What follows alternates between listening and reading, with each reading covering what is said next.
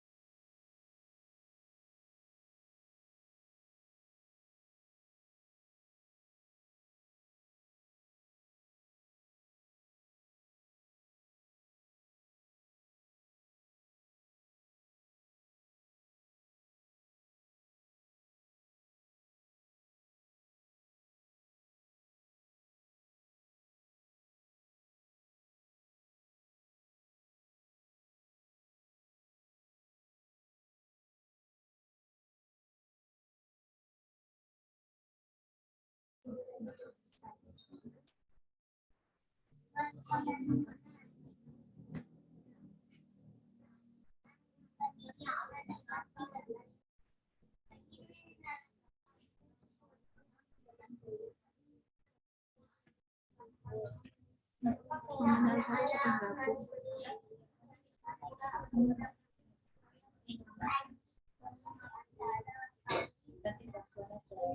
Bisa. Nggak accept. Nggak bisa pakai HP.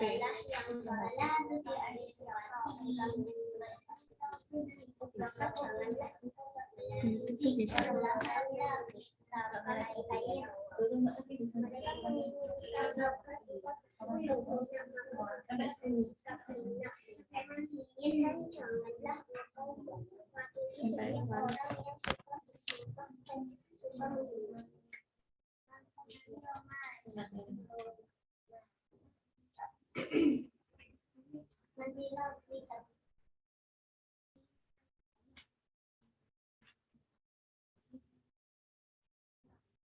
Nakala.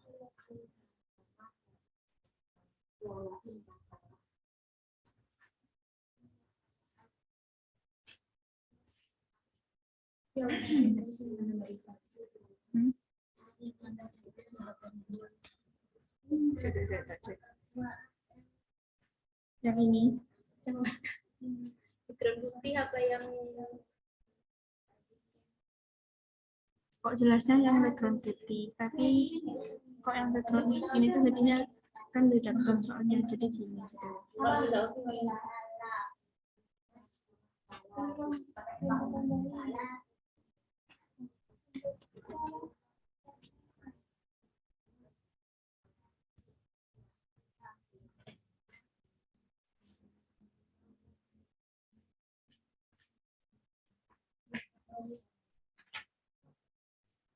Aku tuh mau share screen ini dulu.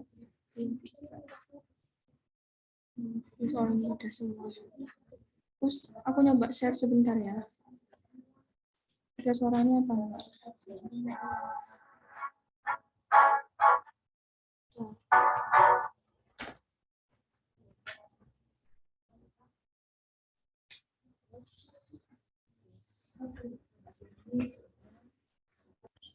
Ini ya? Iya, usah.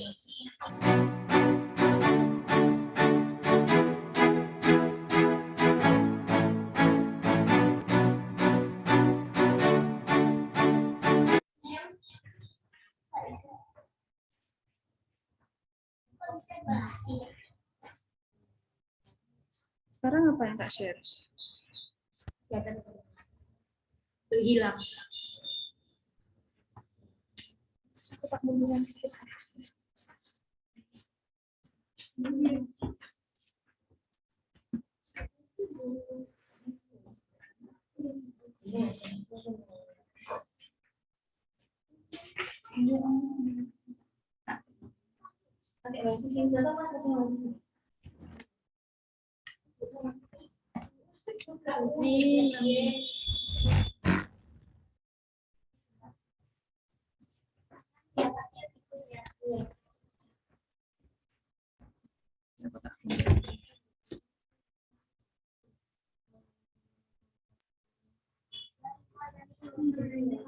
Keluar enggak?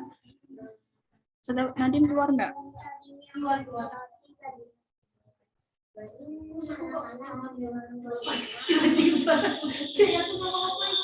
Assalamualaikum. Aku habis ini flyernya dulu. Apa?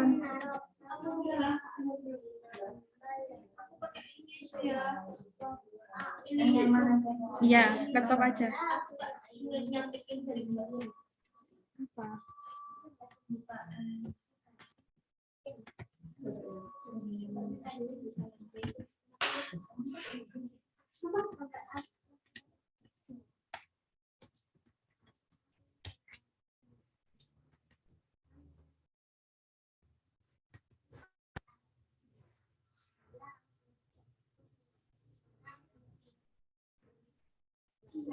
Ini mamanya Alvaro sudah mau masuk. Kurang 2 menit kan, Ustaz ya? Oh iya, baterainya habis sih. Iya, wes aku nggak ada suara, cuma pas nge-share aja aku ada suaranya. Berarti aku dimatiin gitu kan? Iya, pas nge-share video itu Mbak. Ini Matiin dulu aja. lama gitu loh. Lama banget emang. Terakhir. Oh iya. Tapi di sini cahayanya Jelek. Iya, kalau ngadep kayak ke aku.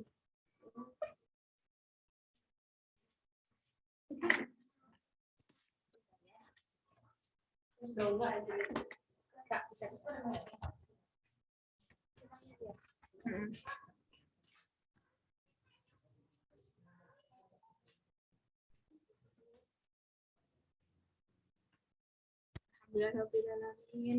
Gitu deh. Nggak ada. Selamat datang kepada wali murid gitu aja. Nggak tahu. Karena nama saya Safa nih di jalanan.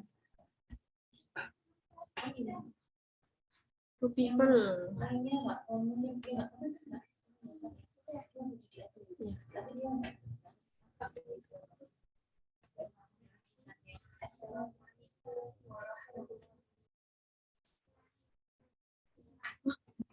Katanya wes masuk.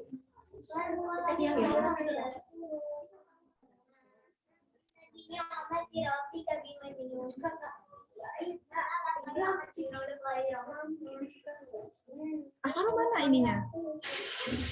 Alvaro pakai apa HP? Device-nya mana ininya?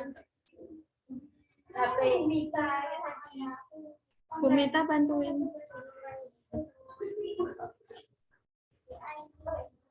Ini ustadzahnya tak sambil tak anuin dulu ah. Sudah. Alvaro ya, tak masukin ya. Sama Alvaro ya.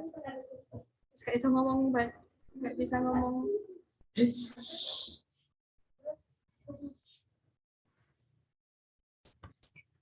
Siapa aku rasanya sebentar.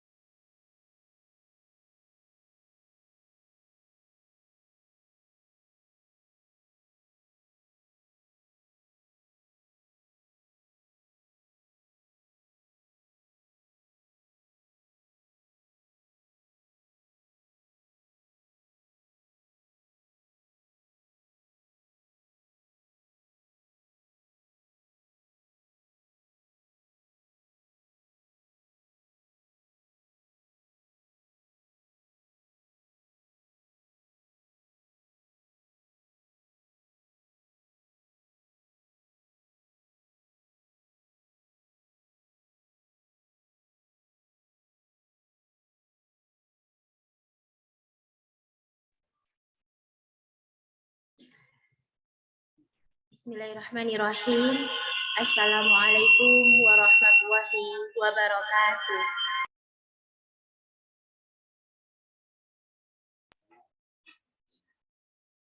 Alhamdulillahirrahmanirrahim. Shalawat serta salam kita haturkan untuk Nabi besar kita, Nabi Muhammad Sallallahu Alaihi Wasallam. Yang mana kita dapat berkumpul di acara webinar parenting KBTK SD Islam Al-Muttaqin dengan tema anak senang, orang tua bahagia. Baik, perkenalkan, nama saya Nadine Azahra Salsabila yang akan memandu acara pada siang hari ini.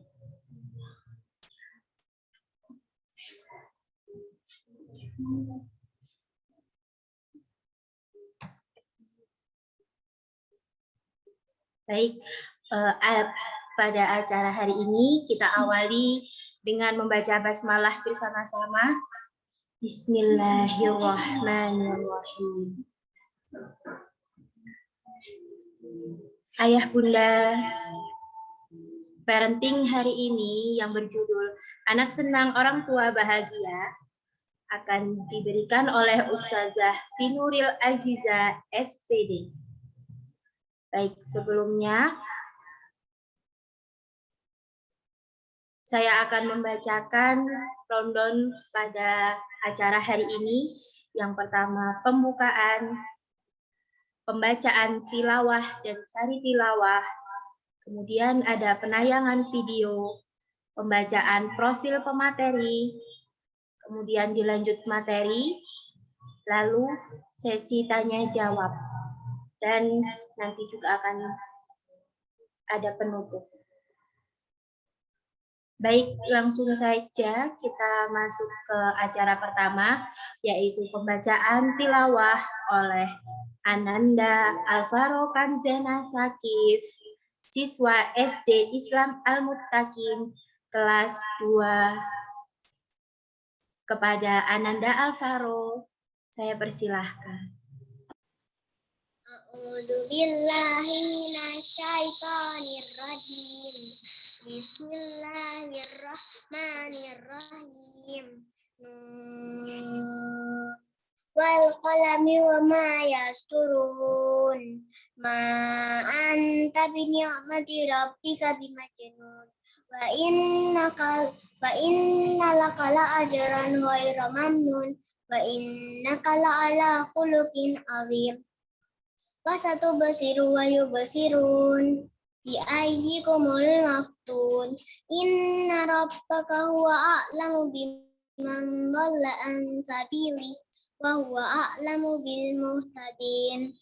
Fala tuti'il mukatsibin waddu law tudhinu fayudhinun wala tuti' kullahallafin mahin hammazin masya'in binanim manna'il lil khairi mu'tadin asim. Shadaqallahul azim. Masya Allah. Kemudian sari tilawah yang akan disampaikan oleh Ananda Fatimah Az-Zahra, siswa SD Islam Al-Muttaqin kelas 2. Pada Ananda Fatimah, saya persilahkan. Dengan menyebut nama Allah yang Maha Pengasih lagi Maha Penyayang. Nun, demi pena dan apa yang mereka tuliskan.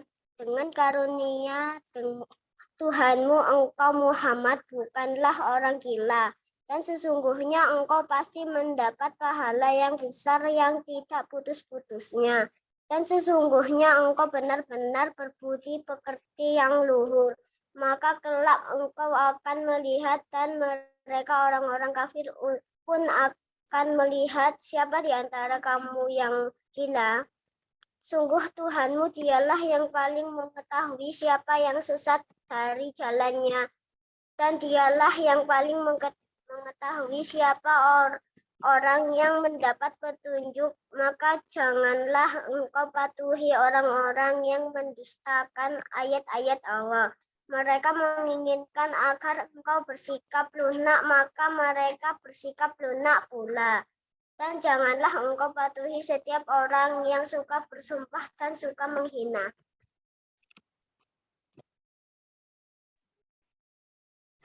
Masya Allah, tabarakallah. Terima kasih kepada Ananda Alvaro dan Fatimah telah membacakan surah Al-Qalam ayat 1 sampai ayat 10.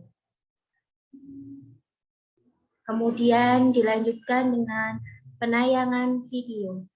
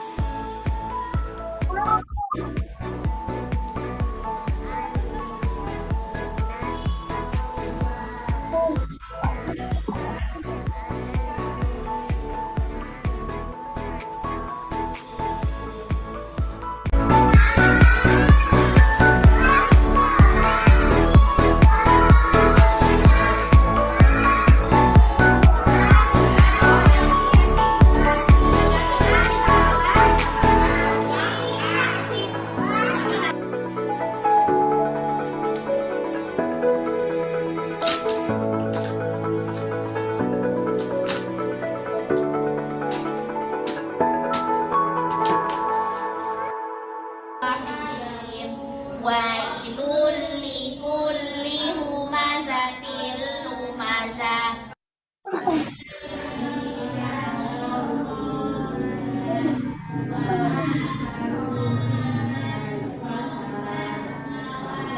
Fa'aksaru fihal fasad fasabba alaihim rabbuka sawqa adab.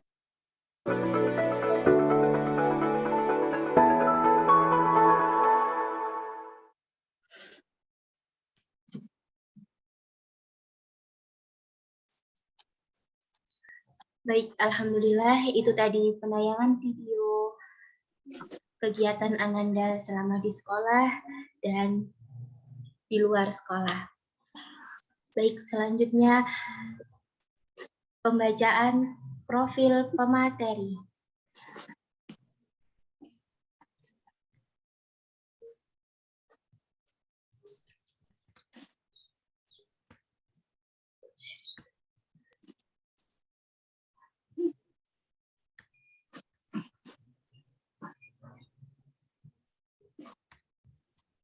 Baik, pemateri kita pada hari ini yaitu Ustazah Finuril Azizah. Beliau adalah seorang guru untuk anak berkebutuhan khusus di sekolah inklusi. Memiliki minat terhadap anak, pendidikan, dan dunia tumbuh kembang anak, serta ilmu psikologi.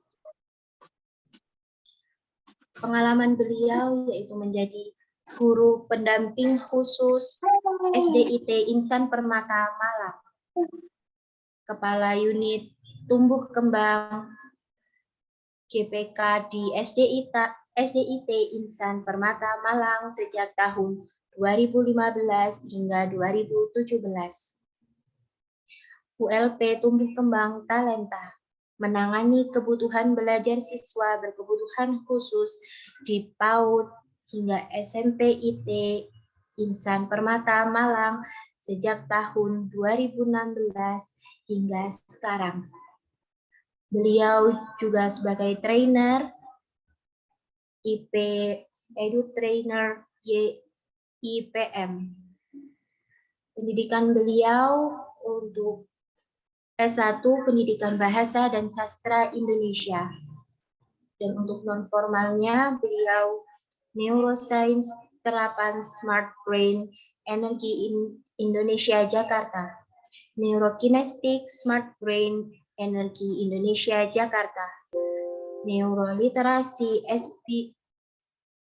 CBI Phonic Smart Brain Energi Indonesia Jakarta, dan Disleksia Speak Up NBP Center Bandung.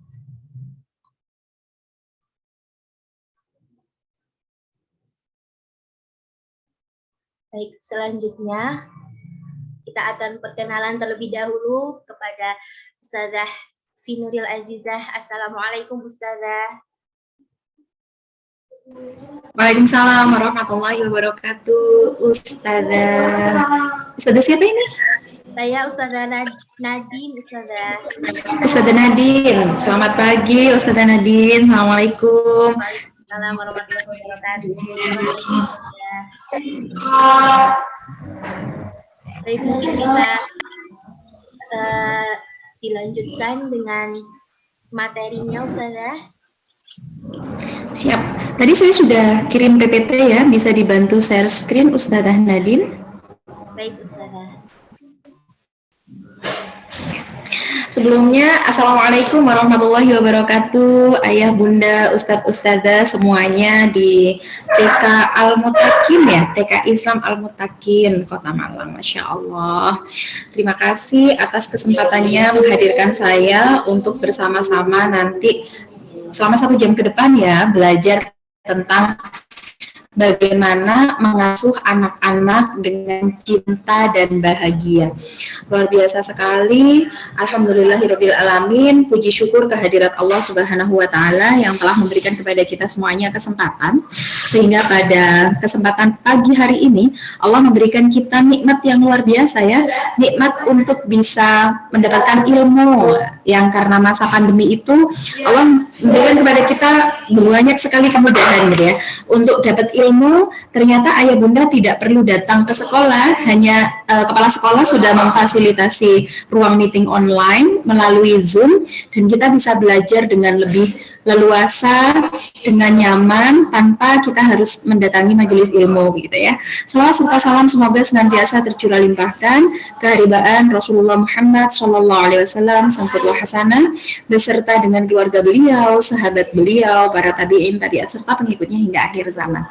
Baik, luar biasa sekali, saya sangat terkesan Ustazah Nadine dengan TK Al-Mutakin ya. Masya Allah sekali, karena Ibu Kepala Sekolah memberikan kepada ayah bunda semuanya kesempatan untuk bisa belajar bagaimana sih supaya ketika menjadi ayah, bunda, ustadz, ustazah di sekolah itu kita bisa mengasuh dengan cinta dan anak-anak nanti bisa bahagia gitu ya, hidup dalam pengasuhan kita. Jadi luar biasa sekali ya, sekolah yang cukup bagus.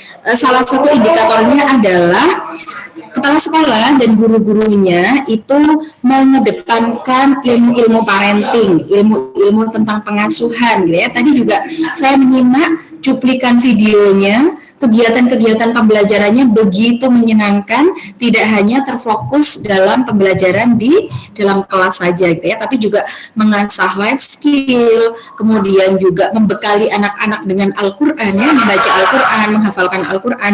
Semoga dari TK Al-Mutakin kelak akan lahir pemimpin-pemimpin bangsa yang memiliki jiwa yang kokoh dan akidah yang lurus.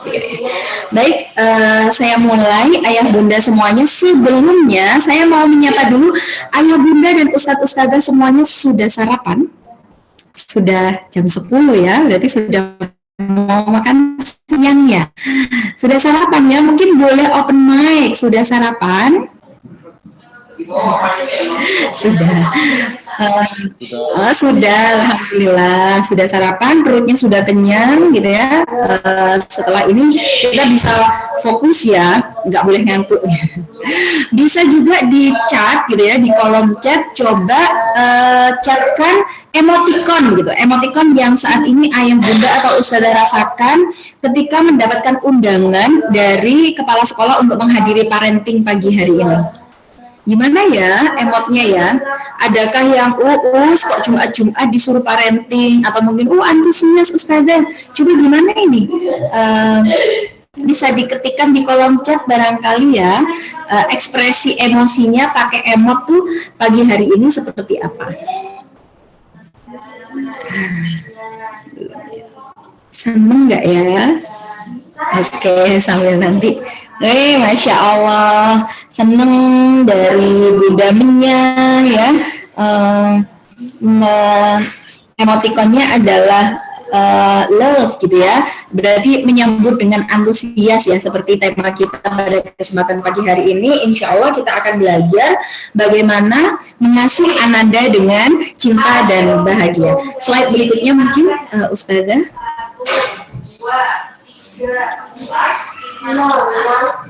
Bisa dibantu turun ke slide berikutnya,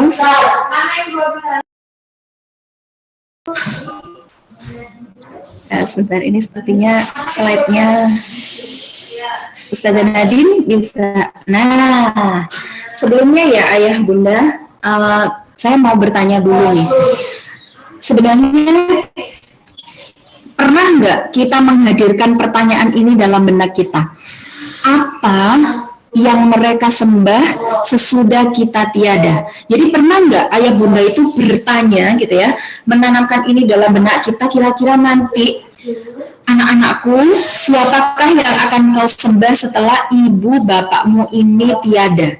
Sudahkah pertanyaan ini hadir dalam pikiran kita saat ini? Insya Allah sudah ya. Lalu apa yang sudah kita lakukan untuk mempersiapkan hal ini?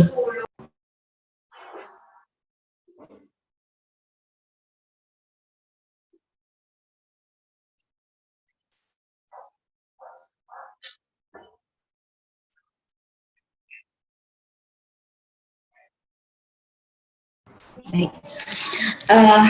Maaf, barusan ada gangguan sepertinya di jaringannya ya Bunda.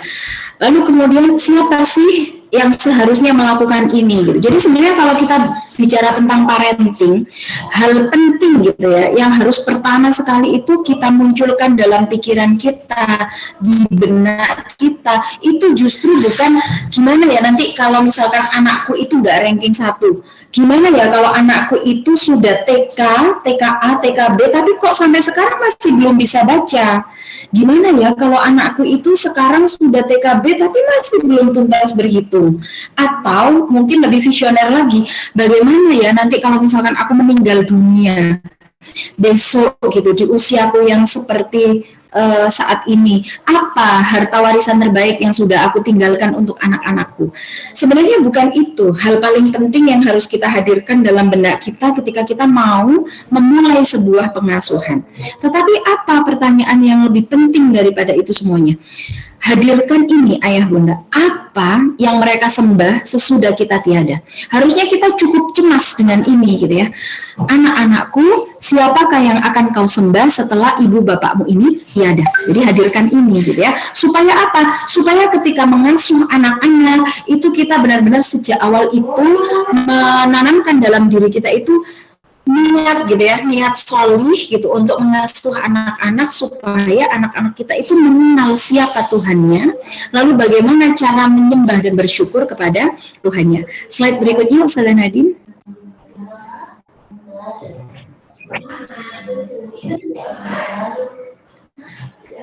Nah, sebelumnya mungkin saya mau memberi sedikit dulu gambaran gitu ya. Sebenarnya apa sih yang membuat orang tua itu resah atau gelisah atau mungkin tidak bahagia ketika mengasuh anak? Ada nggak ayah bunda di sini yang mau open mic gitu menyampaikan kepada saya sebenarnya apa sih alasan yang paling sering gitu ya muncul ketika kita ngasuh anak itu ngasuhnya nggak bahagia, sehingga anak-anak kita juga nggak bahagia, nggak ceria gitu ya, karena kita orang tuanya ketika mengasuh tuh tidak melakukannya dengan bahagia. Ada nggak ayah bunda yang berkenan untuk open mic?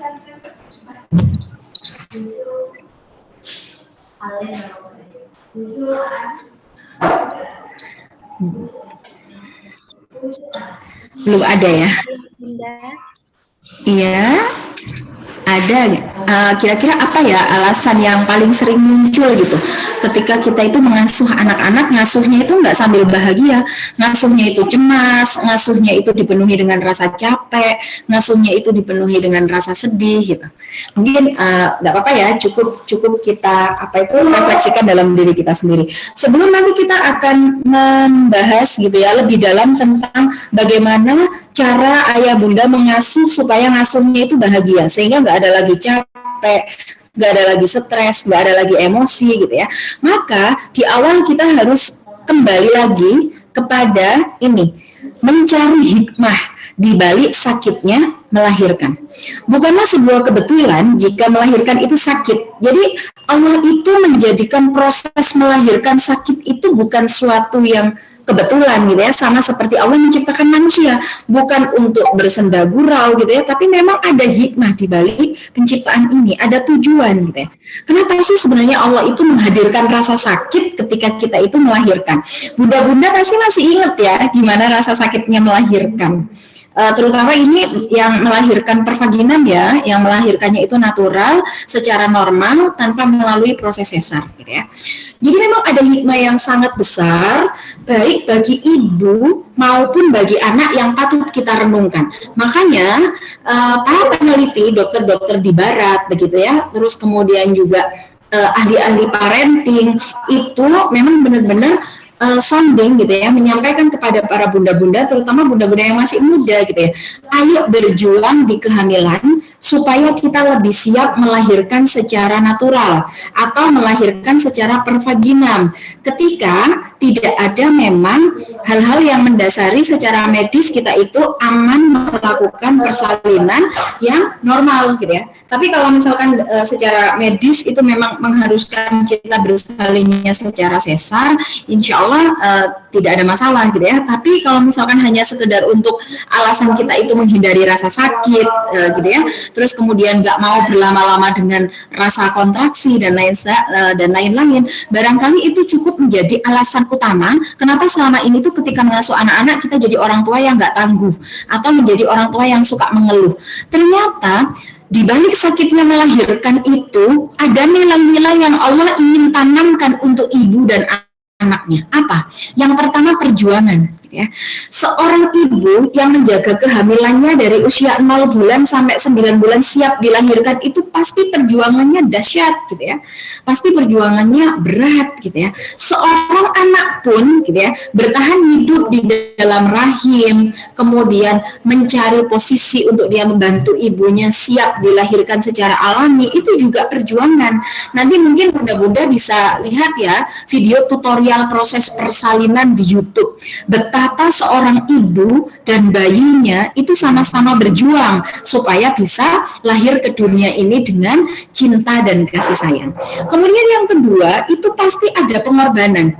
Perjuangan dan pengorbanan ini adalah hal mutlak yang pasti akan ayah bunda berikan ketika kita mengasuh anak-anak kita. Nggak mungkin ya kita ngasuh anak tuh nggak berjuang. Udah deh, kasih aja anak kita gadget supaya kita bisa melakukan aktivitas-aktivitas yang lain. Udah deh, kasih anak kita caregiver gitu ya, atau pengasuh supaya kita lebih bisa menikmati hidup gitu. Di mana perjuangan seorang ibu? Di mana pengorbanan seorang ibu dan ayah gitu? Belum terlihat gitu ya. Kemudian hikmah di balik sakitnya melahirkan itu juga ternyata meningkatkan ikatan emosi yang kuat antara seorang ibu dan anak, sehingga ke depan itu akan meningkatkan bonding gitu ya. Jadi apalagi ditambah dengan proses menyusui gitu ya, proses menyusui secara langsung itu anak-anak yang kita lahirkan secara normal, kemudian kita beri dia ASI eksklusif, itu secara hasil penelitian mampu ya meningkatkan ikatan emosi yang kuat antara ibu dan bayinya. Kemudian rasa sakit yang dirasakan oleh ibu-ibu yang melahirkan secara normal itu ternyata membuat para ibu itu lebih siap mengasuh, merawat, dan mendidik anak-anak kita di masa yang akan datang. Ternyata itu ya hikmah Allah itu memberikan kepada kita itu kesempatan untuk melahirkan tuh ternyata ini loh Allah tuh sedang siapkan supaya dari rasa sakit ini kita itu jadi lebih siap ngasuh gitu ya. Bagaimana dengan orang-orang yang sudah terbiasa dimanjakan gitu ya dengan apa-apa yang tidak ada tantangan, pasti ketika menghadapi kesulitan dalam pengasuhan sedikit saja. Banyak ya ibu-ibu muda sekarang itu mudah cemas, mudah stres, mudah marah ketika anak membuat ulah sedikit saja. Itu marahnya udah teriaknya berapa oktav gitu ya. Karena memang tidak siap secara mental untuk mengasuh dan mendidik anak-anak. Slide berikutnya Ustazah.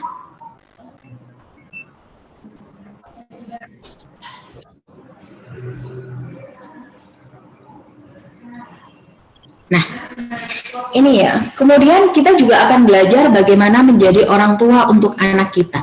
Selama ini gitu ya, banyak saya tidak menyebut bahwa ayah bunda yang ada di TK Al-Mutakin ya, tapi di luar sana itu banyak orang tua yang hanya sekedar mendapat gelar sebagai ayah dan bunda atau mama dan papa, abi dan umi. Tapi kita semuanya secara tidak kita sadari maupun kita sadari itu belum sepenuhnya menjadi orang tua untuk anak kita. Jadi bagaimana sih supaya kita itu benar-benar bisa hadir dalam kehidupan anak-anak kita itu ya sebagai jati diri orang tua gitu ya. Yang pertama yang harus kita lakukan adalah menyiapkan diri dan mental. Ya, jadi kalau kita mau jadi orang tua itu siapkan dulu diri kita. Siapkan dulu mental kita. Jangan sudah punya anak tapi secara personality dirinya itu masih belum siap jadi ibu gitu ya. Masih belum siap jadi ayah gitu. Orientasinya itu masih kesenangan-kesenangan pribadi gitu ya. Maka bagaimana kita harus menyiapkan diri dan mental kita. Ini menjadi penting gitu ya. Karena menyiapkan mental untuk menjadi orang tua itu dibutuhkan agar senantiasa kita mampu mengubah kesulitan menjadi tantangan dan ladang amal solih. Jadi ini mungkin ya yang dikehendaki oleh kepala sekolah supaya suatu saat nanti ketika kita itu menghadapi tantangan dalam proses mengasuh atau membersamai anak-anak kita itu mampu merubah gitu ya, kesulitan-kesulitan itu menjadi sebuah tantangan. Ketika anak kita rewel, kita nggak ikutan rewel gitu ya. Ketika anak kita marah, ibu nggak ikutan marah gitu. Tapi kita mampu merubah marahnya anak itu jadi tantangan buat kita. Oke, anakku tuh ternyata memiliki problem emosional ya. Apa-apa marah, dikit-dikit marah, sedikit-dikit tantrum. Kalau marah suka lempar-lempar barang. Berarti aku harus gimana ya? Masa aku harus marah juga? Kan enggak gitu ya. Harus bagaimana? Merubah perilaku bermasalah anak menjadi tantangan. Itu yang pertama. Berarti tantangannya apa? Oke, aku harus belajar. Oke, aku harus ikut parenting. Oke, aku harus berkonsultasi kepada ahli, gitu ya. Terus kemudian apa? Menyiapkan menghadapi situasi tidak menyenangkan yang ditimbulkan anak itu menjadi ladang amal solih untuk kita. Ketika anak kita marah, itu kita langsung ingat, ya Allah, alhamdulillah, ladang amal solih, ya Allah, beri saya kekuatan. Bismillah, gitu ya. Jadi ketika kita touch, sentuh anak kita ketika marah, itu kita udah bermohon sama Allah, ya Allah, siapkan hati saya untuk menerima ini sebagai ladang amal solih saya, mendidik anak-anak saya yang seperti ini. Jadi ketika anak marah kita bisa merangkulnya dengan hati yang lebih nyaman gitu ya. Kenapa sayang? Kamu marah ya nak ya? Oke, nggak apa-apa. Kakak mau bicara sama bunda, bicara sekarang. Enggak, anaknya masih marah-marah. Oke, kalau gitu bunda tinggal ya, kakak silahkan. Nanti kalau sudah tenang, ngomong ya sama bunda ya. Bahagia nggak kalau cara kita ngasuhnya kayak gitu? Karena nganggap semua yang terjadi pada anak-anak kita itu kita niatkan sebagai ladang amal solih untuk kita perbaiki. kemungkinan akan beda gitu ya ketika kita menganggapnya ini adalah sebuah hal yang menyulitkan bagi kita gitu. Kamu itu dek gitu aja marah, ini aja teriak-teriak, nggak bisa gini banting-banting, gimana sih kamu tuh nggak lihat ya, Umi itu seharian kerja capek, belum juga beres kamu udah bikin masalah lagi. Kebayang nggak gimana ya secara psikologis otak anak-anak yang diasuh dengan ibu yang nggak bahagia seperti itu. Kemudian bagaimana tips untuk menjadi orang tua bagi anak kita yang kedua gitu ya. Coba sekarang kita tanya dalam diri kita lagi gitu ya, apakah selama ini itu kita sudah hadir dalam kehidupan anak kita tuh secara bermakna? Atau jangan-jangan kita hanya sekedar dekat dengan anak kita tapi nggak ada makna apa-apa. Maksudnya gimana tuh Ustazah hadir dalam kehidupan anak secara bermakna? Jadi anak-anak yang dibesarkan dengan penuh kesyukuran dan kehangatan, mereka akan lebih mudah belajar menebar kebaikan dan kesantunan. Sehingga ketika kita dekat dengan anak, itu yang memang benar-benar perhatian kita, hati kita, waktu kita, itu kita curahkan sepenuhnya untuk anak.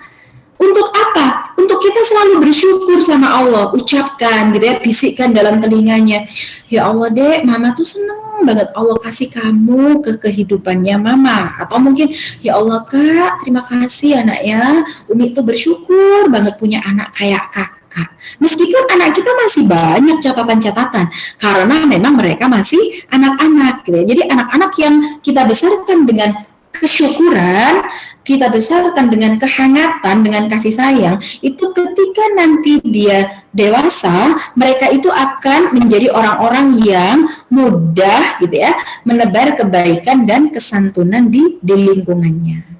Berikutnya Ustazah.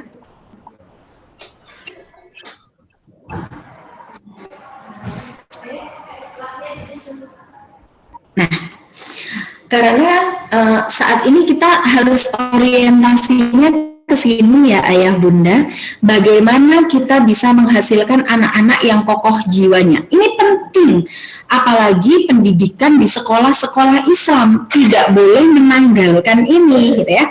Sebagai orang tua tentu kita harus cemas ya ketika kita punya anak hanya pinter baca, hanya pinter tulis, hanya pinter berhitung, hanya pinter dengan prestasi-prestasi akademik, tapi jiwanya nggak kokoh. Maksudnya tuh gimana Ustazah? Jadi Ayah Bunda, tugas utama kita sebagai orang tua itu adalah mengantarkan anak-anak kita menjadi manusia yang mengerti tujuan hidupnya. Bukan menjadi anak-anak yang ranking 1, ikut olimpiade A, ikut olimpiade B, itu bonus gitu ya. Gak apa-apa, bukan gak boleh ya, kita memiliki ambisi anak kita nanti ikut olimpiade IPA, ikut olimpiade bahasa Inggris, ikut olimpiade matematika. Itu gak dilarang gitu. Tapi tolong tanyakan dalam diri kita sendiri sebelum menuju ke sana, apakah anak-anak kita ini sudah menjadi anak-anak yang mengerti tujuan dia diciptakan gitu ya, memasukkan landasan hidup yang penting ke dalam jiwa mereka, sehingga kemanapun mereka pergi, ridho Allah yang mereka cari gitu ya. Tanamkan kesadaran pada anak bahwa setiap langkah mereka itu dapat mengubah dunia, itu sejak anak masih kecil. Ayo nak sholat, Masya Allah tadi Ustazah bilang, tadi teachers bilang, tadi Miss bilang, kalau kakak tadi di sekolah berbagi kue ya sama teman-teman. Masya Allah nak gitu. Nabi itu juga kayak gitu nak, Rasulullah tuh seperti itu, suka berbagi. Sahabat tuh juga seperti itu nak, mudah sekali memberi gitu ya. Tanamkan nilai-nilai positif, kemudian gaungkan ke dalam telinga anak-anak bahwa mereka itu anak-anak yang kuat, anak-anak yang kokoh, anak-anak yang kelak akan memimpin, yang kelak akan menjaga agama ini gitu ya. Di atas iman yang kuat, jiwanya kokoh, tujuannya besar dan ilmunya matang. Sehingga ketika nanti anak sukses, bukankah sekarang ibu-ibu semuanya pasti miris ya? Ayah bunda tuh pasti miris. Kenapa sih banyak sekali orang-orang yang memiliki profesi mentereng yang rata-rata diisi oleh orang-orang yang cerdas, tapi mereka semuanya itu seperti tidak memiliki hati, seperti tidak memiliki rasa takut kepada Allah. Mudah saja gitu ya. Oknum kepolisian menjadi pengedar sabu terbesar gitu ya, sampai internasional. Kemudian melakukan tindakan menghilangkan nyawa, padahal itu adalah sesuatu yang Rasulullah benar-benar pesankan gitu ya. Jangan sampai, karena harta dan darahnya muslim itu lebih baik daripada dunia dan seisinya. Tapi kenapa mudah sekarang itu orang-orang muslim itu melakukan perilaku-perilaku kekerasan, kemudian melakukan pelanggaran-pelanggaran agama. Kenapa? Karena mereka ketika kecil itu hanya diasuh dengan pengetahuan akademik, tidak, jiwanya kosong gitu ya. Jiwanya nggak kokoh, nggak dikenalkan dengan Allah, nggak dikenalkan hak-hak Allah, tidak dikenalkan bagaimana Rasulullah, bagaimana sahabat. Dan ini adalah tugas utama kita, ayah bunda ya. Jadi kalau anak kita itu sudah jiwanya kokoh, maka jadi apapun dia itu akan bisa mengubah dunia, insya Allah ya, dengan izin Allah, dengan berpijak di atas imannya yang kuat. Slide berikutnya, Us. Nah, apa yang perlu kita berikan agar anak kita jiwanya kokoh gitu ya? Jadi apa sih yang kita perlu berikan? Kalau selama ini mungkin orientasi kita adalah kita hanya sering berinya itu makanan yang bergizi gitu ya, nutrisi yang terbaik, pakaian yang layak, tempat tinggal yang nyaman, fasilitas-fasilitas yang mewadahi gitu. Tapi di luar itu semuanya, secara psikologis gitu ya, secara fitrah, anak kita tuh butuhnya apa sih gitu ya, supaya jiwa mereka tuh kokoh, nggak mudah terombang-ambing oleh semua fitnah-fitnah dunia, apalagi akhir zaman seperti ini gitu ya. Yang pertama pasti mencukupi kebutuhan kasih sayang, yaitu meluangkan waktu bersama anak untuk bermain, bercanda gitu ya, untuk mengarahkan anak tentang mana kebaikan dan mana keburukan. Makanya kenapa banyak ahli di pendidikan anak usia dini itu menyampaikan kalau anak usia dini itu tugasnya adalah bermain gitu ya. Bermain loh, bukan belajar. Tapi bermain yang seperti apa dulu? Bukan hanya bermain yang udah deh iya anak saya sudah bermain, nggak usah lah main boneka Barbie gitu ya, main Lego, main masak-masakan gitu ya, main ular tangga. Apakah permainan yang seperti itu? Oh, ternyata nggak cukup. Yang dimaksud oleh ahli dengan masa anak-anak itu, anak usia dini itu masa bermain adalah permainan bersama dengan orang tua yang hadir dengan kasih sayang dan sekaligus mengarahkan anak melalui permainan itu tentang mana kebaikan dan mana keburukan. Ini tuh baik, nak. Allah senang kalau kakak seperti ini. Ini tuh baik, nak, seperti Rasulullah. Ini tuh buruk, nak. Allah nggak suka. Allah larang ini. Rasulullah nggak pernah melakukan ini. Sahabat nggak pernah, nak, melakukan ini. Karena nanti akibatnya begini dan begitu. Itu kasih sayang gitu ya. Bukan hanya sekedar kita itu ya di rumah sama anak-anak, tapi anak pegang gadget sendiri, ayahnya pegang HP sendiri, bundanya pegang HP sendiri, waktu berjalan begitu saja dan tidak ada nilai-nilai positif yang anak dapat dari kehadirannya bersama dengan ayah dan bunda. Kemudian yang kedua, menanamkan cita-cita yang baik. Jadi bukan hanya sekedar cita-cita untuk kamu tuh bisa mengikuti olimpiade ABCD seperti yang tadi disampaikan gitu ya, tapi mendidik mereka bercita-cita besar karena memiliki keinginan yang kuat untuk berhasil di atas landasan iman gitu ya. Jadi cita-citanya tuh besar, jadi dokter yang beriman sehingga lurus gitu ya, niatnya pengen menolong gitu ya. Kemudian jadi guru yang beriman, niatnya lurus, pingin mendidik gitu ya. Jadi insinyur, profesor, jadi apapun di atas landasan iman. Kemudian mengajak anak-anak dan merangsang gitu ya, memberikan rangsangan berpikir. Merangsang anak untuk berpikir bagaimana memberi manfaat kepada alam semesta, menyelesaikan persoalan yang ada di dalamnya, dan kembali kepada Allah dalam keadaan ridho dan diridhoi. Sangat banyak saat ini ya, miris kenapa nggak seperti pendidikan kita zaman dulu. Anak-anak usia PAUD itu sudah bisa menyelesaikan masalahnya sendiri. Ketika bertengkar dengan teman, mereka tuh sudah bisa menyelesaikan masalah sendiri. Tapi kalau anak-anak sekarang menyelesaikan masalahnya sendiri nggak bisa, mereka juga tidak bisa memberikan hal-hal yang bermanfaat untuk alam. Kenapa? Karena dalam proses pengasuhan kita juga tidak pernah memberikan itu. Kita selalu hadir menjadi ibu peri, menjadi superhero gitu ya. Ketika anak-anak kita itu sedang menghadapi permasalahan, kita mudah sekali memberi bantuan, mudah sekali menolong mereka tanpa memberi kepada mereka kesempatan untuk merangsang pola berpikirnya. Gimana ya kalau apa itu namanya misalnya berselisih dengan temanku yang seperti ini tuh aku cara menyelesaikannya harus seperti apa? Gimana ya kalau aku seperti ini tuh harus bagaimana sih Nik? Harus gimana sih Uma? Harus gimana sih Bunda? Gitu. Jadi beri anak-anak rangsangan berpikir sehingga dalam keadaan apapun mereka nanti akan mengambil keputusan mana yang Allah tuh ridho, mana yang Allah tuh nggak ridho. Berarti kalau bertengkar tuh nggak boleh ya Bun ya, karena Allah nggak suka kekerasan ya Bun ya. Berarti aku memaafkan ya Bun temanku. Kenapa aku harus memaafkan Bun? Anak-anak itu di periode-periode ini tuh sampai pada tahapan periode keemasan gitu ya. Sebenarnya semua anak di dunia ini tuh Allah ciptakan semuanya cerdas gitu ya. Allah bekali dengan keistimewaan, even mereka mungkin ya berkebutuhan khusus. Sama gitu ya.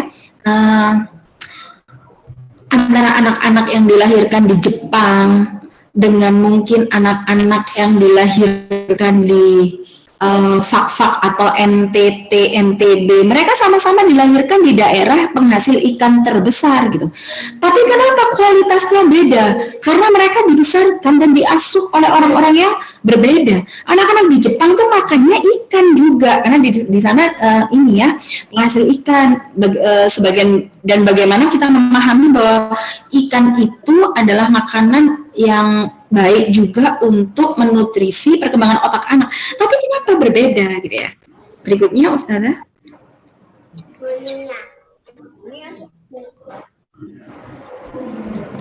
Slide berikutnya. Jadi sebenarnya tugas utama orang tua dan guru itu apa sih Us kalau begitu? Supaya kita tuh bisa ngasuhnya tuh happy, supaya anak-anak kita tuh jadi anak-anak yang jiwanya kokoh, gak mudah terombang-ambing oleh fitnah dunia gitu ya. Tugas utama orang tua dan guru itu bukan mempersiapkan anak-anak memiliki prestasi akademik yang menakjubkan, bukan hanya itu gitu ya. Tapi tugas mereka adalah membimbing anak-anak agar mereka mencintai ilmu, sehingga dengan kecintaan yang besar itu mereka akan bersemangat dalam belajar. Mengajarkan anak baca, mengajarkan anak tulis itu mudah, tapi mengajarkan mereka mencintai membaca, mencintai menulis itu sulit gitu. Makanya kenapa guru-guru di TK gitu ya, guru-guru di PAUD, cara ngajarkan bacanya itu ayah bunda nggak langsung pakai buku, nggak langsung pakai teks, tapi pakai stimulasi, main balok dulu, meronce dulu gitu ya, supaya anak-anak kita itu mencintai ilmu, karena mereka tereksplorasi semua kebutuhannya dalam belajar, nggak ada dipaksa-paksa gitu ya, sesuai dengan fitrah dan kebutuhan psikologis mereka gitu ya. Jadi tugas kita orang tua di rumah itu adalah membimbing anak-anak kita supaya mereka mencintai ilmu, senang sama ilmu gitu ya. Bukan belajar itu karena takut bunda marah, takut umi marah, harus belajar dulu supaya dapat bintang, enggak. Tapi memang gitu ya, sudah hadir dalam jiwa mereka tuh butuh dengan ilmu, cinta sama ilmu. Jadi kalau nggak baca, kalau nggak belajar, itu mereka ngerasanya tuh kayak resah, kayak ada sesuatu yang kurang. Karena otaknya tuh merangsang, aku hari ini harus dapat informasi apa ya, aku harus tahu apa ya. Berikutnya Us.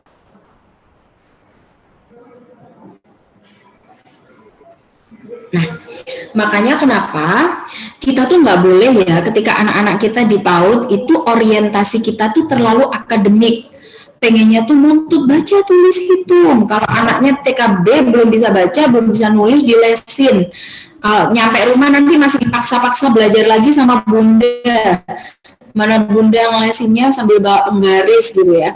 Ayo cepet, masa gini aja tuh nggak bisa. Dulu bunda tuh kayak gini tuh bisa loh kak, ya Allah kak. Ini tuh mudah banget gitu ya. Jangan terlalu akademik. Kenapa? Karena ada persoalan mendasar yang lebih penting tentang berpikir.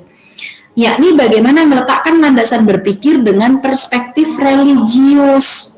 ya. Memberikan bekal kekuatan arah kepada anak seperti yang dikehendaki oleh agama. Anak seperti ini itu nggak akan mudah roboh jiwanya oleh arus masa kini yang ia hadapi dan menghajarnya tanpa permisi. Sejak tahun 2010, Ayah Bunda, penelitian menyebutkan bahwa semakin banyak anak-anak bahkan di usia pra-remaja, artinya pra-remaja itu berarti usia SMP ya, sekitar SMP SMA, itu mengalami penyakit kelamin. Kalau sudah seperti itu berarti sebabnya apa? Ngeri ya. Dan ini kita harus risau gitu. Karena itu gitu ya, karena selama di bangku sekolah mereka itu hanya ditatar dengan materi-materi akademik, jiwanya nggak kokoh sehingga ketika ada sesuatu yang menstimulasi mereka mencoba-coba rokok, mudah gitu ya, temennya ngerokok, ditawarin, iya, mencoba-coba alhamdulillah ya, miras mungkin, mencoba-coba mendekati zina mungkin, dan ini tuh sudah nyata gitu ya, terpampang di hadapan mata kita hal-hal seperti ini. Kenapa? Karena ketika kita mengasuh anak-anak kita di usia balita, kita nggak pernah berpikir bagaimana meletakkan landasan perspektif religius tentang agama, halal, haram, Allah ridho nggak, Allah suka nggak, Rasulullah ngelakuin ini nggak, ada pahalanya nggak pernah kita menanamkan itu gitu ya. Jadi gunakan waktu sebaik mungkin ya Ayah Bunda, memberikan bekal kekuatan kepada anak-anak supaya mereka ini nggak mudah roboh gitu oleh fitnah-fitnah akhir zaman. Berikutnya Us.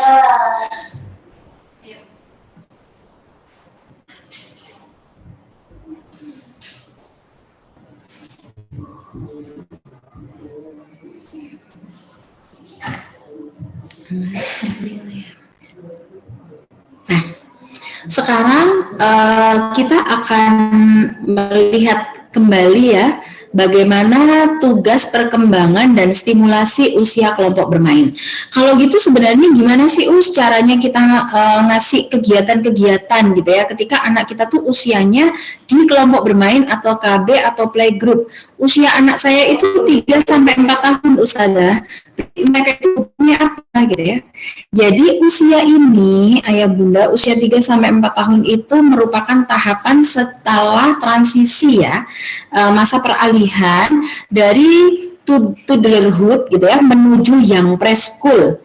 Jadi masa peralihan dari balita gitu ya, dari balita menuju prasekolah awal. Anak-anak baru mulai belajar sekolah di sini ya. Maka kemampuan fisik dan verbal mereka meningkat sehingga anak mulai dapat menikmati aktivitas kemandirian serta interaksi dengan teman. Stimulasinya berarti apa gitu ya? Menambah kosakata baru karena saat ini karena saya di klinik tumbuh kembang ya Ayah Bunda, banyak sekali ibu-ibu muda yang datang ke saya, Ustazah anak saya itu low speech delay, hanya terlambat bicara. Oh, terlambat bicara itu bukan hanya gitu ya. Anak usia 3-4 tahun ada masalah keterlambatan bicara, itu berarti ada sesuatu yang kita harus dalami lagi. Apa? Karena terlambat bicara itu bukan diagnosa, dia adalah penyebab. Kenapa anak kita usianya 3-4 tahun tapi kok ngomongnya masih nggak lancar ya, nggak seperti teman-temannya ya, kosakatanya masih terbatas, artikulasinya masih belum jelas. Kenapa gitu ya? Maka pada usia-usia seperti ini stimulasinya adalah penambahan kosakata baru, latihan aktivitas kemandirian, lakukan proses toilet training, bermain bersama teman, mengenalkan kepekaan emosi, berlatih fokus 5-10 menit. Jadi ini yang harus diajarkan Ayah Bunda dan Ustazah ketika ngajar di kelompok bermain gitu ya. Tambah kosakata baru, beri aktivitas kemandirian. Gak apa-apa, ayo nak belajar pipis sendiri, ayo nak belajar gosok gigi sendiri, itu mereka akan senang gitu ya. Slide berikutnya Us.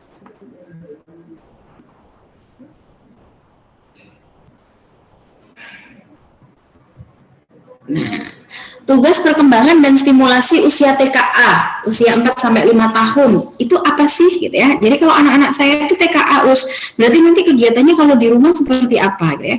Jadi anak-anak usia ini itu merupakan anak-anak yang berada pada tahapan dimulainya pengalaman berbahasa dan paparan terhadap lingkungan sosial.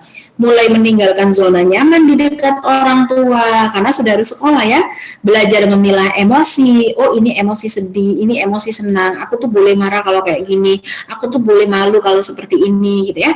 Adaptasi dengan peraturan dan hubungan baru dengan orang lain. Jadi mereka sudah bisa adaptasi, oh ini teman baruku, ini ustadzah baruku. Kemudian adaptasi dengan aturan-aturan, karena anak-anak sudah berada di fase sekolah gitu ya. Aturannya tuh kayak gimana sih, kalau sekolah itu datangnya tepat waktu, kalau sekolah itu menggunakan seragam, kalau di dalam kelas itu yang sopan, menyayangi teman, tidak boleh berlarian di dalam kelas. Harusnya anak-anak sudah dikenalkan dengan itu. Dan ini adalah proses belajar yang lebih penting, ayah bunda, daripada sekedar baca, tulis, berhitung. Ini penting karena ini nanti akan menjadi landasan dasar mereka bersikap, gitu ya. Menjadi dasar landasan mereka bersikap di masa yang akan datang. Kontrol tempo geraknya, nggak gerubiak-gerubiuk lari ke sini, ke sana, gitu ya. Kebutuhan nutrisinya meningkat beriring dengan masalah picky eater. Jadi ini juga membuat pusing ya, membuat pusing bunda-bunda di rumah. Kebutuhan nutrisinya meningkat karena kebutuhan fisik motoriknya juga meningkat, tapi beriringan dengan kondisi-kondisi pada sebagian anak tuh mengalami masalah picky eater. Jadi milih-milih makan kayak gitu ya, gimana, sulit gitu ya, sehingga perkembangan bahasa lebih pesat gitu ya. Harusnya anak-anak TKA itu perkembangan bahasanya, kosakata yang sudah dimiliki itu lebih dari 2000 kata. Struktur kalimatnya sudah berkembang, kalau ngomong udah nggak kebolak-balik lagi, udah mulai lengkap, subjek, predikat, objek, keterangan. Mama, aku haus, mau minum. Ustazah, aku ingin buang air kecil, izin ya. Atau Ustazah, maaf, bekalku tertinggal, dan lain. Harusnya sudah bisa seperti itu. Stimulasinya apa? Melibatkan anak pada aktivitas rumah. Jadi ketika di rumah itu anak-anak dilibatkan ya bun. Jangan ketika bunda tuh bersih-bersih rumah, beberes, cuci-cuci, anak-anak dikasih gadget. Jangan, karena itu akan merusak gitu ya. Jadi ketika libatkan anak-anak. Kalau bunda lagi cuci piring, suruh anaknya itu kemocengin apa. Enggak apa-apa, enggak bersih ya, karena mereka masih anak-anak gitu ya. Tapi itu lebih menstimulasi, itu proses belajar daripada mereka hanya menghabiskan beberapa jam waktunya untuk menyimak gadget. Kemudian ajarkan anak-anak mengantri. Ini sudah diajarkan di sekolah, diajarkan juga di rumah. Kalau kebetulan anak-anak itu sudah punya adik, ada kakak gitu ya, kalau mau mandi pagi, ayo siapa yang bangun paling duluan, yang bangun nomor 1 mandinya nomor 1 ya. Ayo antri, tidak boleh dorong, harus bersabar gitu ya. Kemudian juga mengajarkan mereka bersahabat, mengenalkan mereka pada gender gitu ya. Kalau anak perempuan tuh pakai jilbab deh, malu. Kalau auratnya kelihatan malu. Anak laki-laki itu nggak cengeng, nah. Anak laki-laki itu tegas, berani, bertanggung jawab, gender gitu ya. Interaktif saat dibacakan buku cerita. Jadi ketika tadi di KB, bunda tugasnya hanya bacakan buku. Tapi kalau anaknya sudah TKA, tugasnya adalah membangun interaksi ketika dibacakan buku. Jadi cek gitu ya pemahamannya. Bunda bacakan cerita 1 lembar, terus beri pertanyaan. Siapa dek tadi dek yang apa itu namanya? Siapa nak tadi nak yang kejatuhan buah mangga misalkan gitu, atau siapa nak tadi yang apa itu namanya dimakan ikan nun misalkan. Nabi siapa nak? Gitu. Jadi ada interaksi. Karena itu merupakan proses berpikir. Ini belajar yang saat ini mungkin sedang diterapkan oleh ustadz-ustadzah yang ada di TK Al-Mutakin gitu ya. Enggak hanya sekedar ngajarin mereka baca tulis, mudah kalau baca tulis tuh. Anak-anak masih akan belajar secara akademis, kognitif sampai nanti S1, S2, S3. Tapi pembelajaran seperti ini, pembelajaran untuk menguatkan keterampilan, mengokohkan jiwanya, itu hanya bisa diberi atau diterima oleh anak-anak ketika mereka duduk di bangku pendidikan anak usia dini di TK gitu ya. Kemudian menyelesaikan persoalan dengan bicara. Jadi anak TKA tuh udah nggak boleh lagi ya Ustazah, Bunda, kalau ada apa-apa itu menyelesaikan persoalannya dengan nangis. Lapar, tarik-tarik jilbab Ustazah. Haus, tarik-tarik jilbab Ustazah. Belum dijemput, nangis-nangis. Belum dijemput, tantrum, nggak bisa ngomong, nggak boleh gitu ya. Anak TKA itu sudah harus bisa menyelesaikan persoalan dengan bicara. Berikutnya. Nah, ini untuk anak TKB ya, tugas perkembangan dan stimulasi untuk anak usia TKB. Secara kognitif merupakan pemikir dan pelaku yang baik ketika anak dirangsang oleh lingkungan yang mendukung. Jadi ketika anak kita itu dirangsang oleh lingkungan yang mendukung, sebenarnya mereka itu secara kognitif merupakan pemikir dan pelaku yang baik. Makanya kenapa kita sebut anak-anak di usia ini tuh anak-anak yang cerdas. Hanya tinggal bagaimana kita menciptakan lingkungan, dukung nggak sama proses meningkatkan kecerdasan anak. Kalau ternyata lingkungan itu malah bikin IQ-nya itu jadi anjlok gitu ya, kecerdasannya jadi menurun, nggak optimal, ya itu sebenarnya bukan karena kesalahan mereka, karena kesalahan kita saja sebagai orang dewasa belum mampu menghadirkan lingkungan yang mampu merangsang pemikiran dan perilaku anak-anak ini berkembangnya lebih pesat gitu ya. Kemudian kita harus banyak memberikan aktivitas yang nyata. Mereka itu sudah lebih mandiri karena sudah mau masuk SD ya, sudah lebih percaya diri untuk berkembang, sangat menikmati keberhasilan. Makanya di sini ayah bunda ustazah jangan pelit-pelit memuji gitu ya, karena anak-anak tuh semakin pede, semakin banyak dipuji, mereka akan semakin mandiri. Keterampilan motorik berkembang pesat dan stimulasi yang dibutuhkan adalah ragam kegiatan olahraga. Jadi boleh ikut olahraga sepak bola, boleh ikut olahraga memanah, boleh berkuda, boleh berenang, boleh main basket gitu ya. Kemudian diajarkan aktivitas pramenulis. Pramenulis ya bunda, bukan menulis, itu berbeda. Karena ini masih usia TKB, masih usia dini. Pramenulis itu apa? Menebalkan garis, bermain play-doh, bermain bombik, begitu. Itu aktivitas pramenulis. Kemudian peka terhadap emosi. Temenku seneng nggak ya kalau aku kayak gini? Umi itu kayaknya lagi capek, aku ambilin air putih deh. Harusnya mereka sudah bisa. Kalau lingkungannya mendukung untuk mereka bisa berkembang seperti ini. Sudah bisa diajarkan bagaimana berbagi, mengikuti dan membuat aturan sendiri, kemudian juga berargumen, mengarang cerita, berhitung sederhana, dan mengenal jenis mata uang. Ini mata uang kertas ya Mi.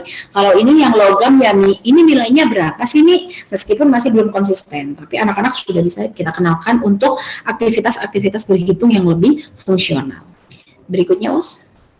Nah, bagaimana tips mengasuh anak dengan bahagia? Ini yang tadi dipesankan oleh oleh kepala sekolah ya.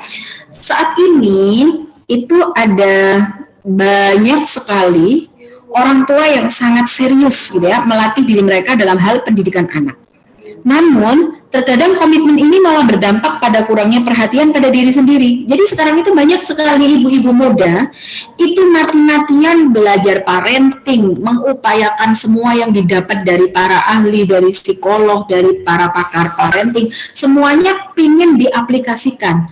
Tapi lupa atau kurang memperhatikan dirinya sendiri.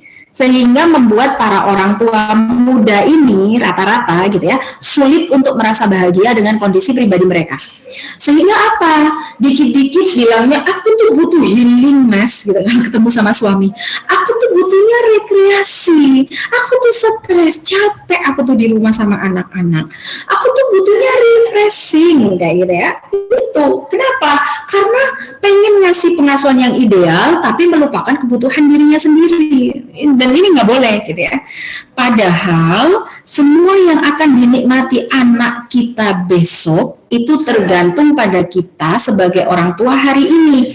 Jadi jangan biarkan hal-hal seperti ini lewat begitu saja. Ya, jadi pastikan supaya kita bisa ngasuh anak kita dengan bahagia tuh pastikan kita juga bahagia dulu. Jadi tugasnya ayah apa? Buat bunda bahagia. Jangan malah bikin bundanya terbebani dengan persoalan-persoalan yang membuat kita akhirnya jadi nggak bahagia. Ya.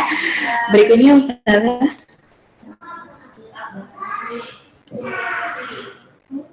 Sudah tinggal sedikit lagi. Nah, happy parents, happy children. Ya, jadi orang tua yang bahagia akan melahirkan anak-anak yang juga bahagia. Maka apa supaya kita bisa bahagia? Yang pertama, tidur lebih awal. Baik orang tua atau orang dewasa atau anak-anak itu sebenarnya membutuhkan jam tidur lebih awal. Jadi anak-anak yang memiliki jam tidur lebih panjang ya 7 sampai 8 jam gitu ya per hari dalam durasi tidur malam itu memiliki keseimbangan emosi, kestabilan emosi, kebugaran fisik lebih prima daripada orang-orang yang tidak bisa tidur karena memang nggak pengen tidur cepet gitu ya, masih main gadget dan lain sebagainya, atau ayah bunda dan anak-anak yang memiliki masalah tidur gitu ya, jadi nggak bisa tidur seperti orang insomnia gitu ya, kalau nggak jam 12 malam nggak bisa tidur, kalau nggak jam 1 malam nggak bisa tidur, itu akan memicu juga stres di pengasuhan. Jauhi gadget gitu ya, jadi ketika kita sedang bersama dengan anak-anak jangan ada gadget di antara kita. Kemudian tingkatkan intensitas interaksi bersama dengan anak-anak gitu ya. Mulailah membahagiakan diri sendiri dulu sebelum kita membahagiakan anak-anak, dan bersyukur bersama setiap hari. Ayah, bunda, anak-anak duduk sering-sering bersyukur atas semua nikmat yang sudah diberikan oleh Allah kepada kita sepanjang hari ini. Berikutnya mungkin 2 slide terakhir ya. Nah, maka jangan lupakan juga keberkahan dalam pengasuhan gitu ya. Yang pertama adalah pastikan bahwa harta kita halal gitu ya, supaya anak-anak kita juga nanti akan menjadi anak-anak yang terjaga gitu ya. Harta kita itu dipastikan hartanya halal gitu ya, memperolehnya, membelanjakannya. Kemudian juga jangan lupa menghormati guru, ini penting gitu ya. Jadi orang tua yang melupakan gitu ya, atau kurang menghargai, menghormati gurunya ketika mengikuti proses pembelajaran di sekolah, itu sebagian besar juga memiliki anak-anak yang memiliki karakteristik tidak santun, tidak sopan, dan tidak sukses. Ini penelitian, karena ada keberkahan gitu ya dari doa guru dan orang tua. Jadi tolong hormati, hargai gurunya anak-anak kita, karena sesungguhnya beliau itu adalah para pewaris Nabi. Berikutnya doa orang tua yang senantiasa mengiringi. Jadi apapun ayah bunda, kita belajar pengasuhan, belajar parenting, ke luar negeri, membaca kitab-kitab pengasuhan, mengkaji teori-teori psikologis. Kalau 3 hal ini tidak kita jaga, mustahil mungkin ya kita akan menghasilkan anak-anak yang seperti tadi kita idamkan. Anak-anak yang kokoh jiwanya, anak-anak yang solih, anak-anak yang ceria. Ya, jadi perhatikan ini. Slide terakhir mungkin Ustazah.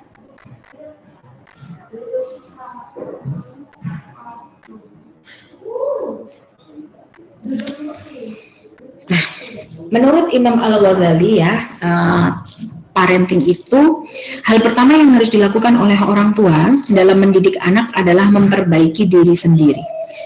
Jadi sebanyak apapun ilmu yang ada di otak kita, benak kita, selengkap apapun catatan-catatan parenting kita, kalau kita belum memperbaiki diri kita sendiri, maka mustahil kita akan melahirkan anak-anak yang solih, anak-anak yang ceria, anak-anak yang bahagia.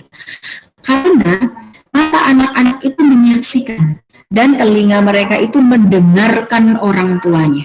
Mata mereka tuh menyaksikan kita, telinga mereka mendengarkan apa yang kita ucapkan. Sesuatu yang dianggap baik oleh orang tua, meskipun mungkin itu keliru, maka anak juga akan menganggapnya baik. Sesuatu yang dianggap buruk, maka anak juga akan menganggapnya buruk. Kurang lebihnya itu ayah, bunda, dan ustazah semuanya. Terima kasih. Mohon maaf apabila ada hal-hal yang kurang berkenan. Sudah lewat dari batas waktu yang diberikan ya. Kelebihan 6 menit. Salam hangat dari saya. Wabillahi taufiq wal hidayah. Wassalamualaikum warahmatullahi wabarakatuh. Waalaikumsalam warahmatullahi wabarakatuh. Masya Allah. Terima kasih Ustazah Finuril Aziza atas materi pada hari ini.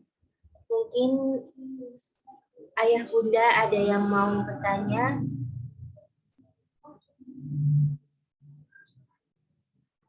Bisa raise hand pada Zoom ayah dan bunda. Atau bisa melalui chat.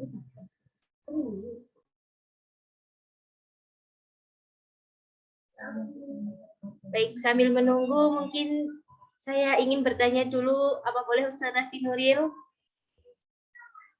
Silakan Ustazah, dengan senang hati. Baik, bagaimana cara menstabilkan kesabaran pada saat membersamai anak?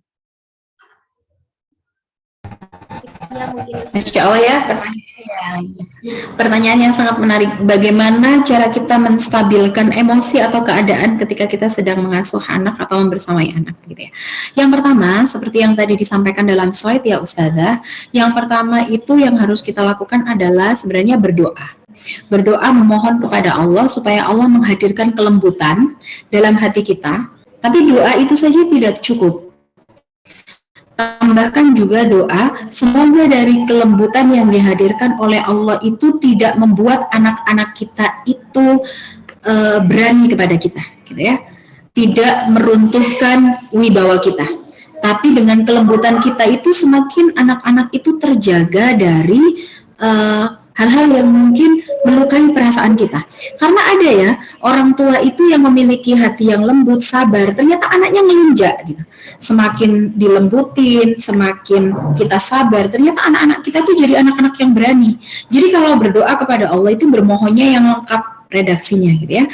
Ya Allah, mohon tambahkan kepada saya hati yang lembut, kemudian dari kelembutan itu juga menghadirkan wibawa, sehingga anak-anak tunduk dan patuh terhadapku karena Engkau. Jadi gitu ya. Jadi kelembutan kita itu membuat anak-anak kita itu semakin menghargai kita, bukan malah semakin nggak patuh sama kita. Kemudian yang kedua, merubah persoalan menjadi tantangan, supaya kita selalu stabil.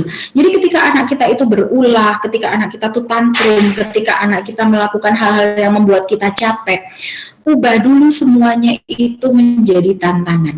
Hela nafas panjang, makanya itu ya tadi perlu tidurnya dijaga. Kalau kurang tidur kita stres gitu ya. Terus kemudian jangan terlalu banyak berinteraksi juga dengan gadget gitu ya, supaya kita tuh nggak mudah stres. Jadi jangan mudah ini ya semacam kayak habis ada stimulus apa, reaksi kita tuh langsung gitu, meledak-ledak. Jadi ketika ada anak tantrum, anak marah, anak bikin kita kesel saat itu, setelah berdoa tuh coba hela nafas dulu. Oke, aku bisa. Ini anak-anak gitu ya. Jadi yang pertama tuh hadirkan, ini anak-anak.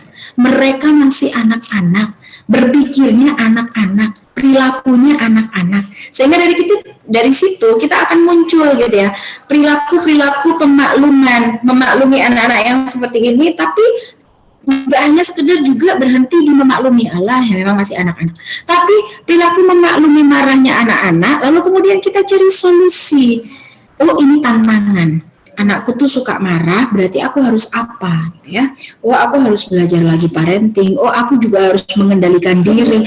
Karena hasil penelitian sebagian besar anak-anak yang memiliki temperamental tinggi itu diasuh oleh orang tua yang juga temperamen. Anak-anak yang anteng, halus gitu, itu juga ternyata diasuh oleh orang tua yang juga tenang gitu ya, halus gitu.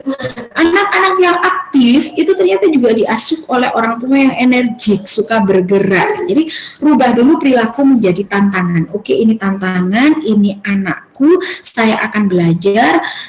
Kemudian setelah belajar kita akan menjadi tahu, kalau misalkan anak kita marah, ngeledak-ledak, oh tipikal anakku tuh kalau lagi marah tak biarkan sendiri. Karena mengatasi masalah marah pada anak kan beda-beda ya.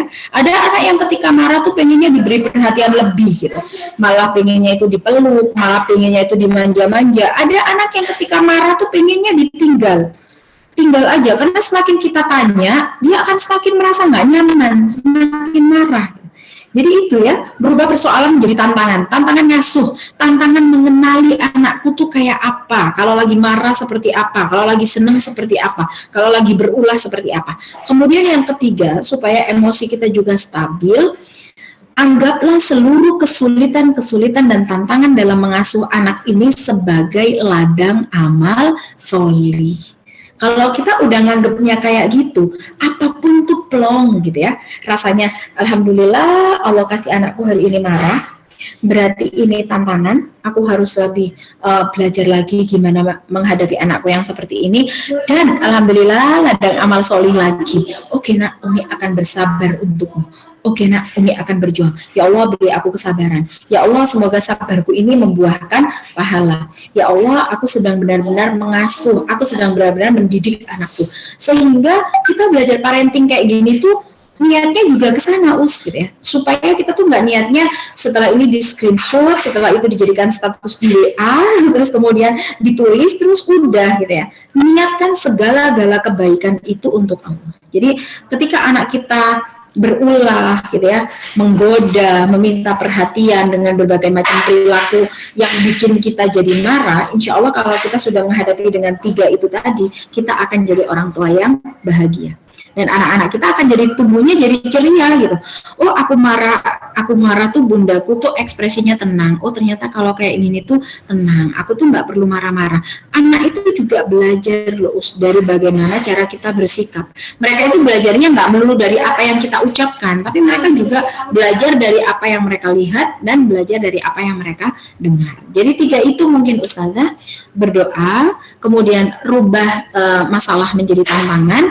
Yang ketiga, jadikan ini sebagai ladang amal sholih supaya kita tetap bahagia dan emosi kita juga stabil atau terkontrol.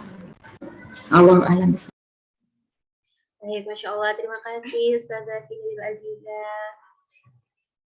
Mungkin ada ayah bunda yang ingin bertanya.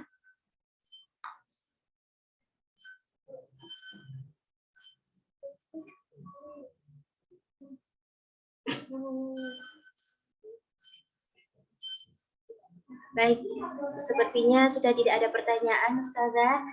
Jazakillah khair atas materi hari ini. Baik, kita akan menonton kembali tayangan video.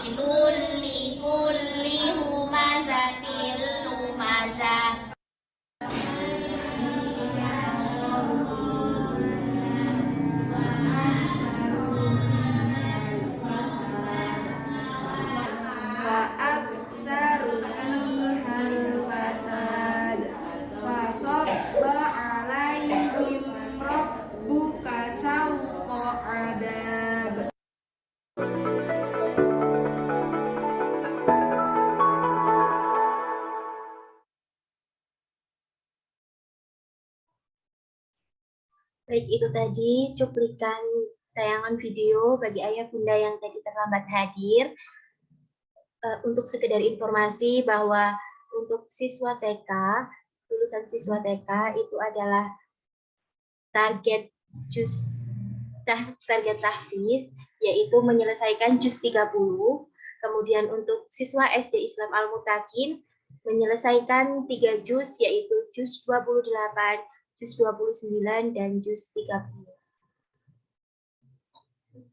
Baik, terima kasih kepada ayah bunda dan kepada Ustazah Finuril Aziza yang telah hadir pada acara parenting pada hari ini. Acara pada hari ini telah berjalan dengan lancar. Mohon maaf apabila ada salah kata ataupun perbuatan. Kita tutup dengan membaca hamdalah bersama-sama. Alhamdulillahirrahmanirrahim. Dan doa kafaratul majelis. Subhanakallahumma wa bihamdika asyhadu an la ilaha illa anta astaghfiruka wa atubu ilaik. Baik, kami izin pamit undur diri terlebih dahulu. Wassalamualaikum warahmatullahi wabarakatuh. Waalaikumsalam warahmatullahi wabarakatuh.